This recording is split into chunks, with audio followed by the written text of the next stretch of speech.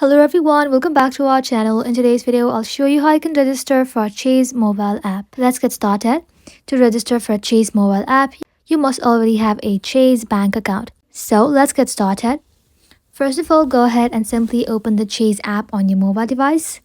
On the home screen, you will see options like logging with your fingerprint or entering your password. But since we are registering for the first time, simply tap on sign up. Now make sure you tap on sign up and not open an account because open an account is only for creating a brand new bank account. Now choose your Chase account type and then enter your account number, your debit card number, your credit card number, and below that type in the social security number you use when you open your Chase account. After that, tap on next. Now, it's time to set up your username which you will use every time you log in into your account.